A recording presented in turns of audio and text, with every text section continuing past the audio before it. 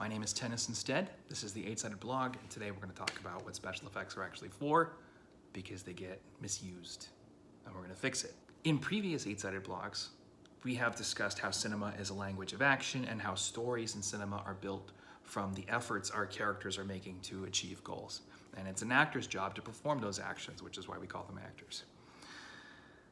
Everything on a set and everything in film production is fundamentally about communicating that action to the audience with as much specificity and detail as possible. Special effects exist in order to justify the things that actors are doing that don't make visual sense. Okay, if an actor's shooting a laser gun, it could look pretty silly, it could look dumb. And the more committed an actor gets to that action, the more invested they get in their performance, the better the performance is, but the dumber that action might actually look, because we're seeing somebody do something that is increasingly absurd the more they invest in it, right?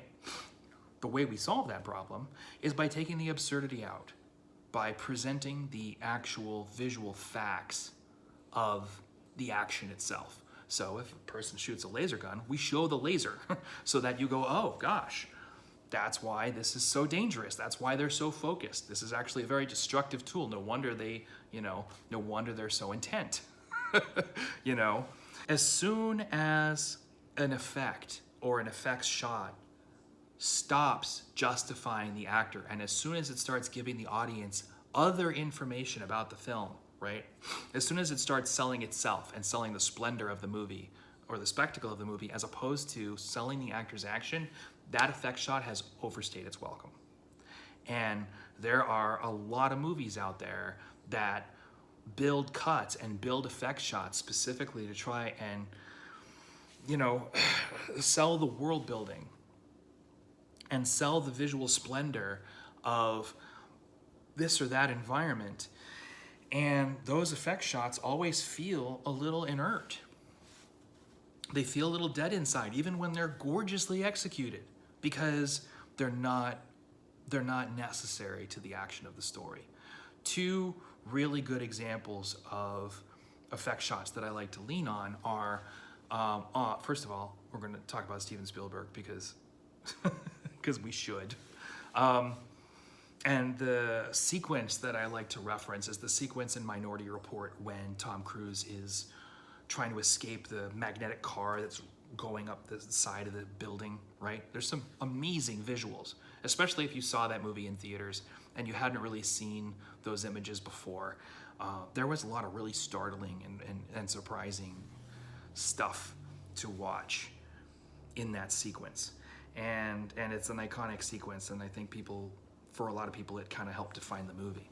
But when you break it down shot by shot, it's actually just in service to the actor, okay? What's Tom Cruise doing from the beginning of that sequence to the end? He's trying to get outside the car, and he's trying to get off the car into a safe space. He's trying to get himself out of this high-speed environment where he's clearly gonna die and into a place where he can start making his own decisions, right? He's trying to get out of the trap of the car. So he breaks the window as the car is sliding up the side of a magnetic track on the building. He breaks the window, climbs out onto the car, and he starts looking for a place to jump to. And these cars are moving really fast. And the camera's pretty close to Tom Cruise. You can see the car and you can see how fast the track is whipping by him, but you don't necessarily have an appreciation for just how fast he's going or just how high up he is, right? All you see is Tom Cruise standing there kind of watching these cars zoom past and watching all the windows zoom past and trying to time this jump that he's gonna make. And what you're really watching in that scene is Tom Cruise do math. You're watching mathematics.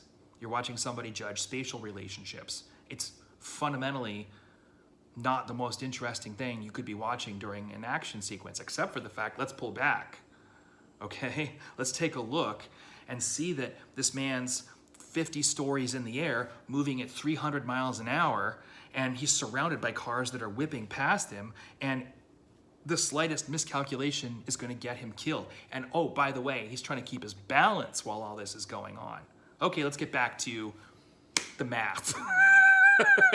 Literally that shot, that pullback where you see the whole city and you see the cars kind of zooming around on these magnetic tracks, the only reason that shot exists is so that you understand just how freaking important this math is. Because if there's a mathematic error, Tom Cruise is a grease stain. Steven Spielberg has a more confident hand when it comes to managing effect shots than just about any other director out there, okay? We can make other cases. Certainly, I don't think anybody's gonna say he's a master, okay? And that's how the master does it. He keeps that shot there just long enough so you understand the context of what you're watching Tom Cruise do. And then we get right back to Tom Cruise doing it. He jumps, he smashes through the window, he's in the apartment, and the movie goes on, okay? We're not there to sell the splendor of the city at all. We're not, you don't even have time. You would have to watch that movie 10 times to see all the details in that shot. Or 1,000,000 times. It's there just long enough. The other effects shot that I like to refer my clients to is the first shot when we see Iron Man take to the sky in Iron Man. And, you know, we've seen Tony Stark build this thing, and now we're watching him test it. And he's skipping through the pre-flight checks. Jarvis in the scene is trying to convince him to, you know, exercise some common sense and follow through with all the details. And you know, fundamentally, Tony just wants to fly this thing and see if it works. And most of that sequence is, you know, footage where Jon Favreau has us right, you know, inside the helmet with Robert Downey Jr. And Robert Downey Jr. is arguing with Jarvis, and he's running through the checks that he knows he needs to run through, and he's getting the information to launch his test flight, and he's checking the radar screens, and he's firing up the suit, and he's flying it, and he looks really excited. He's having a blast doing this. He's joyful. He's trying to contain his joy so he can focus on the work that he needs to do to make this flight successful. At the same time, he's skipping over everything that he thinks is going to hamper his joy. And we pull outside the suit, and, you know, right, we see that arc coming out of the hills of Malibu and flying off into the sky. It's probably why Robert Downey Jr. is so freaking happy. That shot exists only long enough for us to appreciate what the actor is doing. And as soon as we understand what the actor is, he's flying.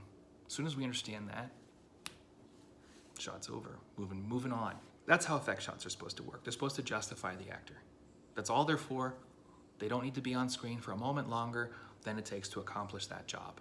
Okay, I don't want to sit here and throw bad examples at you here on YouTube. I don't want to sit here and belittle the work of filmmakers. But we've all seen effect shots where an effort was made to heap spectacle upon the screen. And fundamentally, you know, that's no case. Loading specificity into a shot that is there to justify the actor, that's just professionalism. That's follow through and thoroughness, and it's good. You should always be as specific as possible in your work. But putting a shot on the screen to push specificity into a movie at the expense of the action, to take away from the actors, and try and throw spectacle at the screen through the raw visual presence of the effects themselves, is fundamentally meaningless. That sense of meaninglessness that we get from certain effect shots doesn't have anything to do with how well the effects were actually executed. It has everything to do with whether or not that effect is being used to enhance the action of the story, or whether we've taken a break from the action of the story to present the effect to the audience. Don't take that break. Don't do it. Passive storytelling never pays off. That's the lesson here. If you like these videos, please click thumbs up. Please click subscribe and click the little bell so you get a notification when there's another 8-sided blog ready for you. And thank you very much for showing up. I'll see you next week. Take care. Bye-bye.